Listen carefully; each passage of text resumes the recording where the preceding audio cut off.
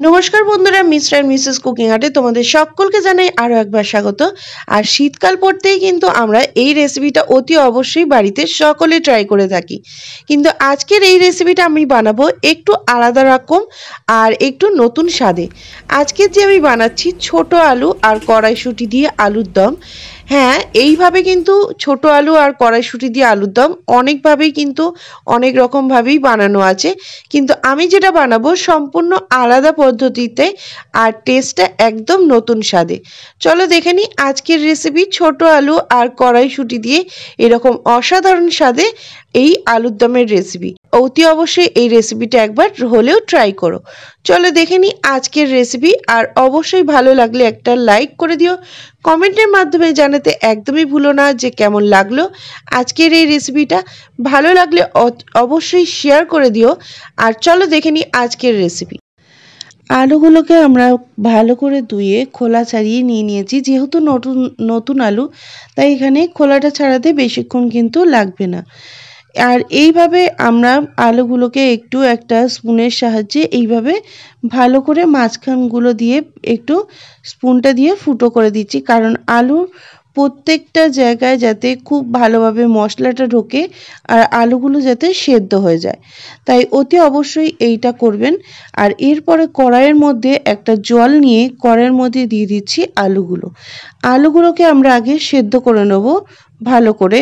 আর এই কড়াইয়ের মধ্যে দিয়ে দেবো নুন আর হলুদটাকে দিয়ে ভালো করে একটুখানি নুন আর হলুদটাকে মিশানোর পরে আমরা ঢাকা দিয়ে আলুগুলোকে খুব ভালোভাবে সেদ্ধ হতে দেবো।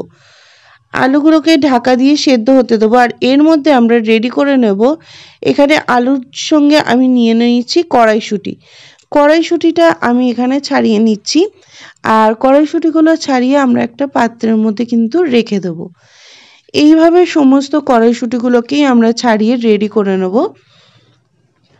আর কড়াইশুঁটিগুলো ভালো করে রেডি হয়ে গেলে দেখুন আমরা একটা সাইডে রেখে দিয়েছি। আর এরপরে নিয়ে নিয়েছি ধনেপাতাগুলোকে ভালো করে আমরা কুচিয়ে নিয়েছি, আর এগুলোকেও একটা সাইডে রেখে দিচ্ছি।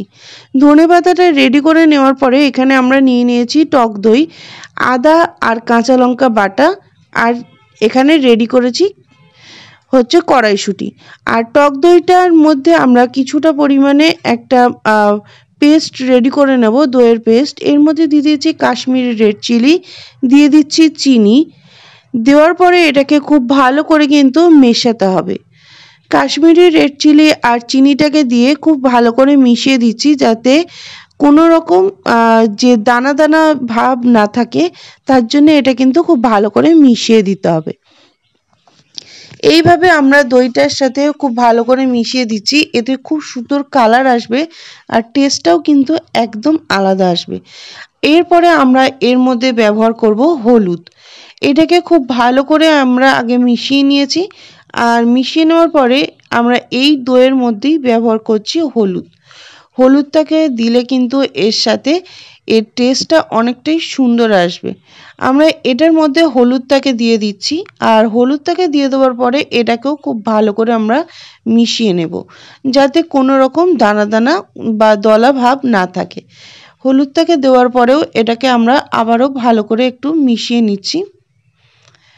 আর টক দইটা অবশ্যই খুব ভালো করে ফাটিয়ে নেবেন, তাতে রান্নাতে দিলে খুব সুন্দর একটা গ্রেভিটা আসবে। আমরা এইভাবে টক দইটাকে ফাটিয়ে নেওয়ার পরে আলুগুলোকে দেখে নেব।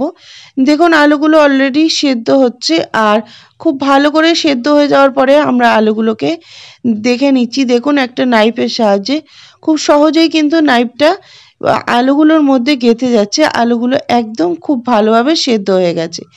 এরপরে আলুগুলোকে আমরা একটা পাত্রের মধ্যে তুলে নিচ্ছি। আর এখানে আমি কড়াইয়ের মধ্যে গোটা জিরে আর নিয়ে নিয়েছি গোটা গোলমরিচ। গোটা জিরে আর গোটা গোলমরিচটাকে দিয়ে খুব ভালো করে কড়াইয়ের মধ্যে আমরা নাড়িয়ে নেব। কড়াইয়ের মধ্যে আমরা ততক্ষণ নাড়বো যতক্ষণ খুব সুন্দর একটা গন্ধ আসে আর একটু যাতে ধোঁয়া ওঠে, সেই রকম অবস্থাতে আমরা এটাকে রেডি করব। এই জিরে আর গোলমরিচটাকে ভালো করে নাড়িয়ে নিয়েছি। ভালো করে জিরে আর গোলমরিচটাকে একটু গুঁড়ো করে নিচ্ছি। খুব ভালো করে কিন্তু এটাকে গুঁড়ো করে নিয়ে আমাদের একটা সাইডে রেখে দেবো। এরপরে কড়াইয়ের মধ্যে দিয়ে দিয়েছি তেল, আর তেলটাকে দিয়ে দেওয়ার পরে দিয়ে দিচ্ছি ফোড়ন। ফোড়ন হিসাবে এখানে ব্যবহার করেছি গোটা গরম মশলা। গোটা গরম মশলাটাকে দেওয়ার পরে এটাকে ভালো করে একটু নাড়িয়ে দিচ্ছি। এর থেকে খুব সুন্দর একটা গন্ধ আসলে তারপরে আমরা এর মধ্যে আলুগুলোকে দিয়ে দেবো। সমস্ত আলুগুলোকেই আমরা দিয়ে দিচ্ছি, সেদ্ধ করা আলুগুলোকে। আর আলুগুলোকে দিয়ে দেওয়ার পরে এটাকে খুব ভালো করে কিন্তু লালচে করে অতি অবশ্যই ভেজে নিতে হবে। আলুগুলোকে আমরা দিয়ে দেওয়ার পরে আলুগুলোকে খুব ভালো করে লালচে করে আমরা ভেজে নিচ্ছি।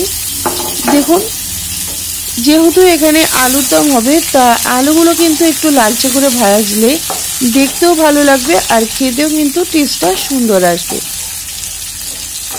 আলুগুলোকে আমরা লালচে করে একটু ভেজে নিচ্ছি। আলুগুলো খুব ভালোভাবে লালচে করে আমরা ভেজে নিয়েছি। আর ভেজে নেওয়ার পরে এর মধ্যে দিয়ে দিচ্ছি হিং। এখানে আমরা হিংটাকে গুলে রেখে দিয়েছিলাম, আর সেটাকেই কিন্তু এর মধ্যে দিয়ে দিচ্ছি। হিংটাকে দেওয়ার পরে আবার একবার আলুগুলোকে খুব ভালো করে আমরা মিশিয়ে দিলাম। আর আলুগুলোকে মিশিয়ে দেওয়ার পরে আমরা এর মধ্যে দিয়ে দেবো কড়াইশুঁটিগুলো। কড়াইশুঁটিগুলোকেও দিয়ে আমরা এটাকে খুব ভালো করে একটু নাড়তে থাকবো, কারণ এখানে আলুগুলো কিন্তু সেদ্ধ করা ছিল। আর কড়াইশুঁটিগুলো আমরা কোনো রকম সেদ্ধ করিনি, এটা এমনিতেই কিন্তু এইভাবে রেডি হয়ে যাবে। এটাকে ঢাকা দিয়ে দিলাম যাতে হিংটার গন্ধটা খুব সুন্দরভাবে থাকে। আর এইভাবে ঢাকা দিয়ে এটাকে কিছুক্ষণ আমরা হতে দেবো। দেওয়ার পরে এটাকে আমরা একটু নাড়িয়ে নিচ্ছি খুব ভালোভাবে। কড়াইশুঁটি আর আলু খুব ভালোভাবে মিশিয়ে নেওয়ার পরে আমরা এর মধ্যে দিয়ে দেবো দইয়ের পেস্টটা। যে দইয়ের পেস্টটাকে আমরা রেডি করেছিলাম সেই পেস্টটাকে আমরা এর মধ্যে ব্যবহার করছি। আর দইয়ের পেস্টটা ব্যবহার করার পরে এটাকে খুব ভালো করে আমরা মিশিয়ে দেব। এইভাবে দইয়ের পেস্টটাকে আমরা খুব ভালো করে মিশিয়ে দিচ্ছি। খুব ভালোভাবে দইয়ের পেস্টটাকে রেডি হয়ে যাওয়ার পরে আমরা এটাকে নাড়িয়ে দিয়ে একটু ঢাকা দিয়ে রেখে দিচ্ছি। আবারও মাঝখানে একটু ঢাকাটা খুলে একটু নাড়িয়ে দিয়ে আমরা দিয়ে দিচ্ছি স্বাদ মতো নুন। নুনটাকে এখানে অ্যাড করে দিলাম আমরা। নুনটাকে দেওয়ার পরে এটাকে আবারও খুব ভালো করে মিশিয়ে দিচ্ছি। আর দই থেকে যখনই জল ছাড়বে তখন কিন্তু আমরা এর মধ্যে জলটা অ্যাড করব। এখন আমরা দইটাকে এইভাবেই দিয়ে ভালো করে এটাকে রান্নাটা করে নেব। দেখতেই পাচ্ছেন খুব সুন্দরভাবে কিন্তু ভেতরে ফুটতেও আরম্ভ করে দিয়েছে, আর গ্রেভিটা কিন্তু খুব ভালোভাবে রেডি হয়ে যাচ্ছে। গ্রেভিটা থেকে সাইডে খুব ভালোভাবে তেল ছেড়ে দিয়েছে দইটা থেকে, আর কালারটাও কিন্তু খুব সুন্দর এসছে। এইভাবে এটা আমরা খুব ভালো করে মিক্সড করে নিচ্ছি। খুব ভালো করে নাড়িয়ে চাড়িয়ে এগুলোতে এই গ্রেভিটাকে আমরা রেডি করে নিচ্ছি। গ্রেভিটাকে খুব ভালো করে রেডি করে নেওয়ার পরে এর মধ্যে দিয়ে দিচ্ছি আদা আর কাঁচা লঙ্কা বাটা। আদা আর কাঁচা লঙ্কা বাটাটা আমি কিন্তু পরে দিচ্ছি, যাতে খুব সুন্দর একটা কাঁচা লঙ্কা আর আদার গন্ধটা আসে। এইভাবে দেওয়ার পরে আমরা এটাকে ভালো করে মিশিয়ে দিচ্ছি। আর ঝালটা কিন্তু আপনারা যে যেরকম ঝাল খাবেন সেই বুঝে কিন্তু আপনারা ঝালটা এখানে ব্যবহার করবেন। এরপরে এটাকে খুব ভালো করে আমরা মিশিয়ে দিলাম আদা আর কাঁচা লঙ্কা বাটাটা দিয়ে। খুব ভালো করে নাড়িয়ে চাড়িয়ে এটাকে এর মধ্যে দিয়ে দিচ্ছি ভাজা জিরে আর গোলমরিচটা। ভাজা জিরে আর গোলমরিচটা এর ওপর থেকে এইভাবে দিয়ে আবারও এটা ভালো করে মিশিয়ে দেব। আর ঠিক অল্প পরিমাণে গোলমরিচ আমরা একটু রেখে দেব, হাফ চামচ মতো গোলমরিচ রেখে দেব, এটা আমরা পরে কাজে লাগাবো। এখানে আমি এইভাবে গোলমরিচটাকে ভালো করে মিশিয়ে দিচ্ছি। মিশিয়ে দেওয়ার পরে এর মধ্যে দিয়ে দিচ্ছি জল। জলটা আমরা যে দইয়ের বাটিটা ছিল সেটা করেই এর মধ্যে জলটা দিয়ে দিলাম।